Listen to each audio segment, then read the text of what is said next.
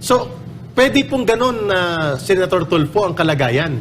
Let them explain first before you accuse them and malign and destroy the reputation of an agency of the government for which you... daw sa PCSO na talagang halata daw. Tumiklop. Nangyari. Wala daw. At Tumiklop. tumahimik na siya. Tumiklop na. Wala. Oh, baka may corruption. Yun nga. Yun ang may tanong. common sense. Di ba? Bakit Ayun. nawala? Bakit Ayun ang tumiklop? pwede mo sabihan si Meldo na common sense. Yeah, Bakit Senator mo- Tulfo, ano Yan. nangyari dito? What happened to that investigation? Sana yung investigators mo. If you're quiet now, that common sense tells me there's corruption. At sabi ha? niya, sa kanyang sariling Loko ka, pera, ha? mag-hire daw siya ng mga investigators. Sana. Pero Sana wala na. tumiklop na. Well, I think that what si Senator Tulfo has really just revealed to us is his ignorance, Yes. no? And he doesn't know that he doesn't know. And he's Ayun. very arrogant Grabe ka, about mama. it, no? Na he said it's just common sense.